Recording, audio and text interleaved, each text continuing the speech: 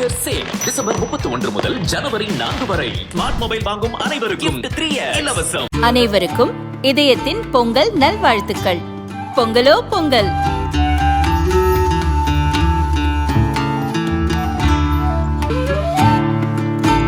அனைவருக்கும் இதயம் மந்த்ராவின் பொங்கல் தின நல்வாழ்த்துக்கள்.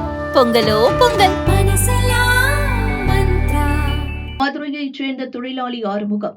இவர் தனது மகள் சீமியாவை திருப்பூர் பனியன் கம்பெனி ஒன்றில் வேலை பார்த்து வரும் பிரவீன்குமார் என்ற இளைஞருக்கு திருமணம் செய்து வைத்தார். 22 வயதான சீமியாவுக்கு 5 ஆண்டுக்கு முன்பே திருமணம் நடந்தது. +2 முடித்தவுடன் அவருக்கு ஆறுமுகம் திருமணம் செய்து வைத்து விட்டார். பிரவீன்குமாருக்கும் சீமியாவுக்கும் 3 வயதில் பெண் குழந்தை உள்ளது. மகள் பக்கத்திலேயே இருக்க வேண்டும் என்று நினைத்த தந்தை ஆறுமுகம் தனது மனைவியுடன் திருப்பூர் முருகம்பாளையம் பார்காடு பகுதியில் குடியேறினார். மனைவியுடன் சாய கம்பெனி ஒன்றில் வேலை பார்த்து வந்தார். இதற்கிடையே சீமியா வாழ்க்கையில் புயல் வீச துவங்கியது. கணவன் பிரவீன்குமார் அடிக்கடி குடித்துவிட்டு வந்திருக்கிறார். இதனால் அவருக்கும் சீமியாவுக்கும் இடையே சண்டை வர ஆரம்பித்தது. ஒரு கட்டத்தில் பிரவீன்குமாரை மொத்தமாக வெறுத்துவிட்டார் சீமியா. அந்த நேரத்தில் அவருக்கு இன்ஸ்டா மூலம் ஒரு ஆண் பழக்கமானார்.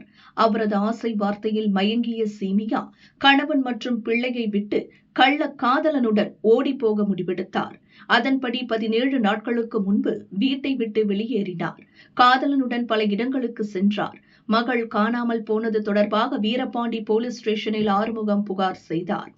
செல்போன் நம்பரை வைத்து துப்பு துலக்கிய போலீஸ் சீமியா கன்னியாகுமரியில் இருப்பதை கண்டுபிடித்தனர். அங்கு விரைந்த போலீசார் காதலனுடன் இருந்த சீமியாவை மீட்டு பெற்றோரிடம் ஒப்படைத்தனர்.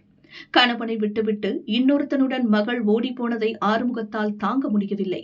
அதை நினைத்து நினைத்து வேதனைப்பட்டார். இன்று ஆறுமுகம் மனைவி பக்கத்தில் உள்ள கடைக்கு சென்றார். அந்த நேரத்தில் மகள் சீமியா கட்டிலில் படுத்திருந்தார். கோபத்திலிருந்த ஆறுமுகம் வீட்டிலிருந்த கத்தியை எடுத்து கனப்பொழுதில் மகளின் கழுத்தை அறுத்தார்.